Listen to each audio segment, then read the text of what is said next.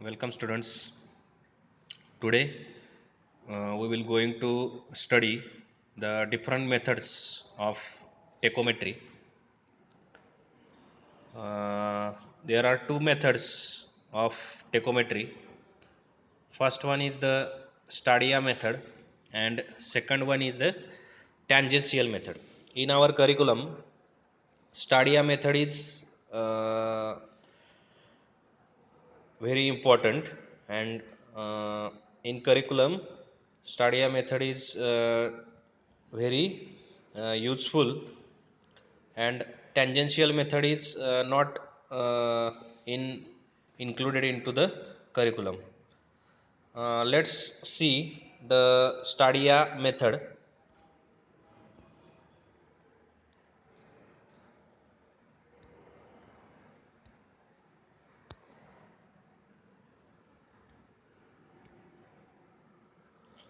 Sorry. Stadia method. In this method, the diaphragm of the tachometer is provided with two stadia hairs,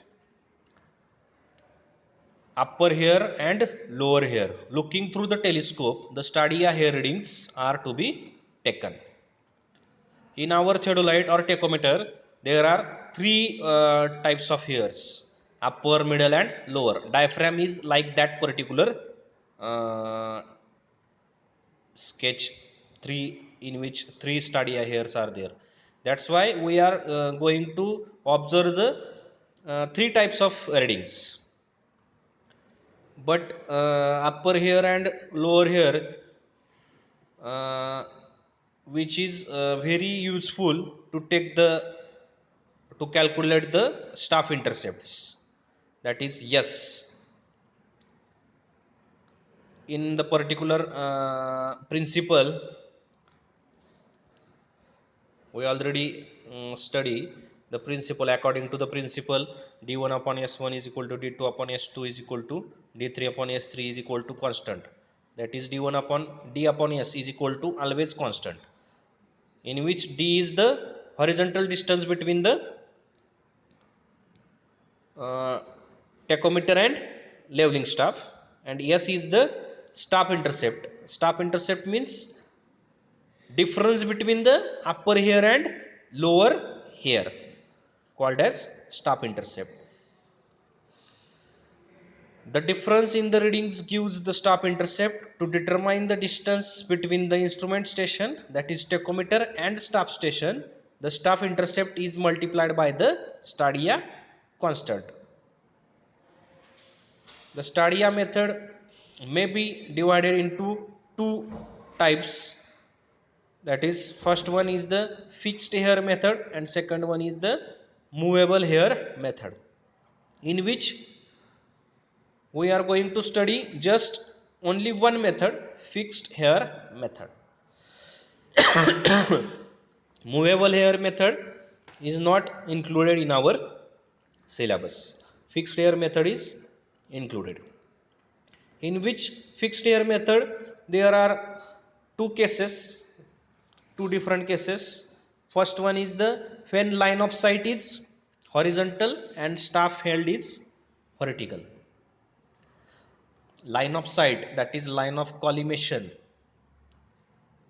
Line of sight कशाला म्हणायचंय? The line passing through the telescope up to the leveling staff. Imaginary line, ती म्हणजे line of site आहे. त्या telescope मधून pass होणारी towards the object, ही जी काय continue line आहे, इमॅजिनरी ॲक्सिस आहे, त्याला काय म्हणायचे? Line of site. He horizontal असेल ट्रूली, आणि स्टाफ हा वर्टिकली स्ट्रेट होल्ड केला असेल, म्हणजे त्याला इन्क्लाइन ठेवायचं नाहीये. या केसेस, ही केस आपल्याला बघायची. ही पहिली केस आहे. आणि दुसरी case, when line of sight is incline but staff is held vertically. That is, both the cases, staff to be hold vertically, always truly vertical. Just line of sight is the different. In first case, line of sight is horizontal, and in second case line of sight is inclined. There are two different cases.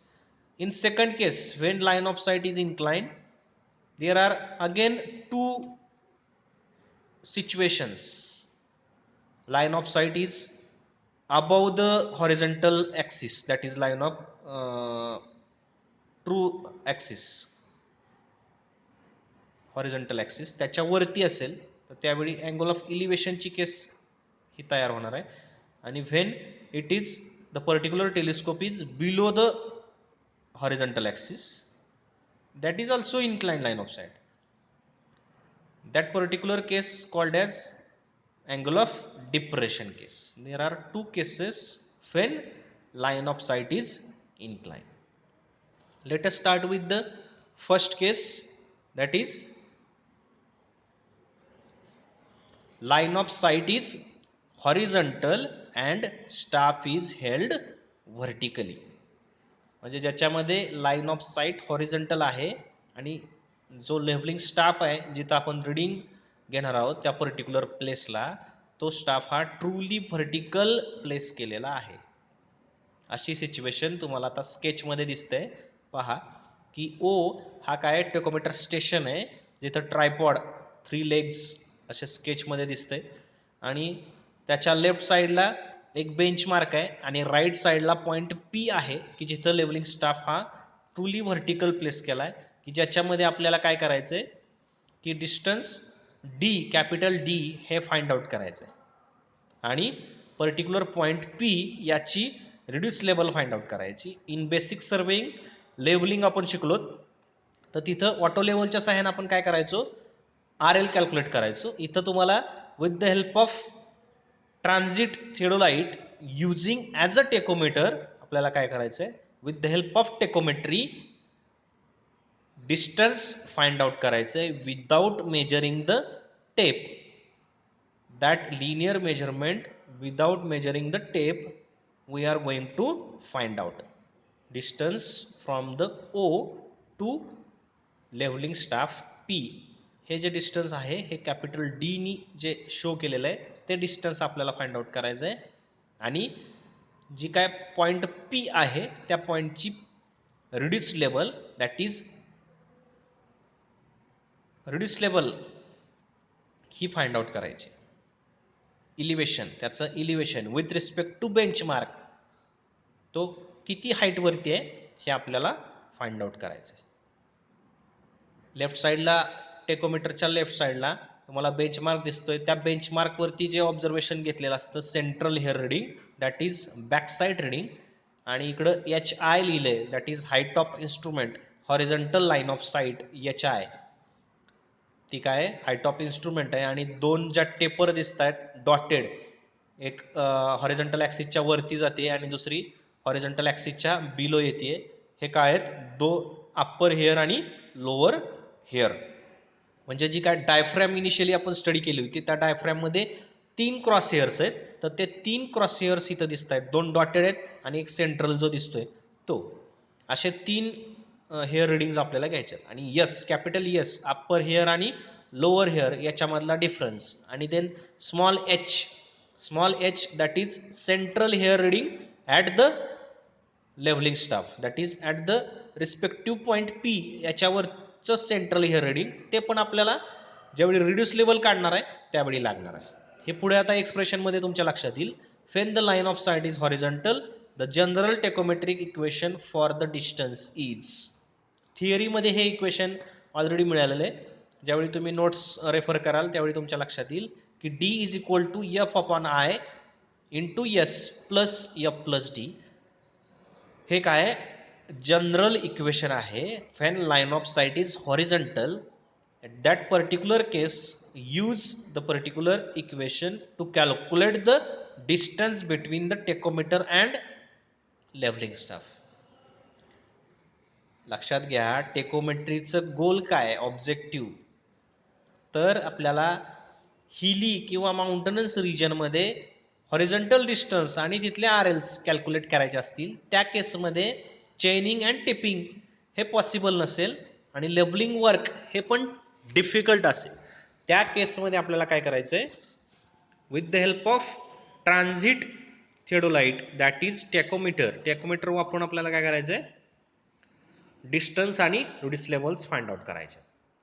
Because auto लेवलचा जो काय telescope आहे तो rigidly fix आहे, त्याचं swinging होत आहे, पण ट्रान्झिट होतं का, आठवत असेल तुम्हाला, तर ट्रान्झिट होत नाही. That is transiting, it is the operation of moving of telescope with the horizontal axis in vertical plane throughout 180 degree मध्ये त्याचं रिव्हॉल्युशन होत असतं. इंट्रोडक्टरी लेक्चर बघा थिओडोलाइटचं, त्याच्यामध्ये तुमच्या लक्षात येईल. मग आता general equation D is equal to F upon I multiply by S plus F plus D, where F upon I and F plus D are the tachometric constants. These are the constants and essential requirements आपण त्याच्यामध्ये पाहिलंय characteristics मध्ये की multiplying constant will be 100 and additive constant must be 0. These are the requirements of tachometer. Tachometric constants आहेत हे F upon I. As it is bracket मध्ये लिहायचं आहे, F सेपरेट I सेपरेट असं नाहीये, किंवा F सेपरेट D सेपरेट असं पण नाहीये. F plus D, this is the separate constant and F upon I is the separate constant, multiplying constant and additive constant. तर हॉरिझॉन्टल डिस्टन्स हे find out करत असताना तुम्हाला कॉन्स्टंटच्या व्हॅल्यूज आणि यस स्टाफ इंटरसेप्ट हा कॅल्क्युलेट करायचा आहे with the observing upper hair and lower hair. ठीक आहे. देन RL, पुढचा target, second target RL find out करायची. RL at staff station that is P, हे जे काय स्टाफ स्टेशन आहे त्याची रिड्यूस लेवल फाइंड आउट करायची.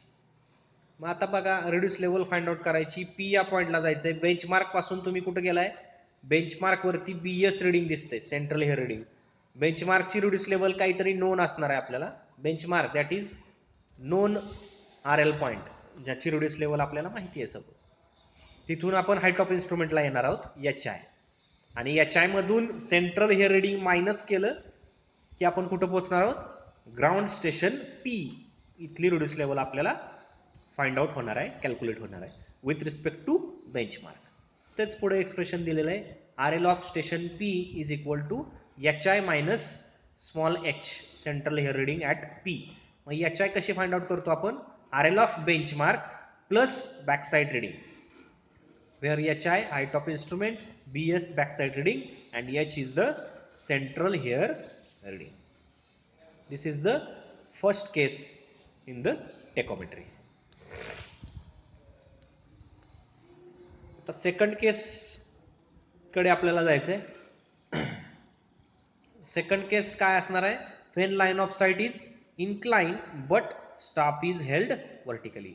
स्टाफ वर्टिकलीच प्लेस केलाय आणि लाईन ऑफ साइट ही इन्क्लाइन आहे.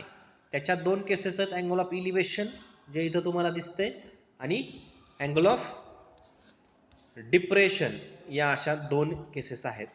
याचे एक्सप्रेशन्स आपल्याला विचारत नाहीत, त्याचे डायरेक्टली तुम्हाला काय करायचं आहे, फॉर्म्युलेज जे आहेत विथ द हेल्प ऑफ टेकोमेट्री तुम्हाला डिस्टन्स D हे कॅल्क्युलेट करायचं आहे. जनरल इक्वेशन मध्ये काय आहे की अँगल ऑफ, जो अँगल आहे, अँगल ऑफ इलिव्हेटेड अँगल आणि डिप्रेटेड अँगल तो कन्सिडर केलेला नाहीये. इथं फक्त कॉस कॉम्पोनंट आणि साइन कॉम्पोनंट हे येणार आहेत in case of horizontal distance find out करण्यासाठी. तुम्हाला D is equal to F upon I into S cos square theta plus F plus D cos of theta, हे हॉरिझॉन्टल डिस्टन्स फाइंड आउट करण्यासाठी तुम्हाला लागणार आहे. Angle of elevation and angle of डिप्रेशनच्या केसमध्ये. ठीक आहे.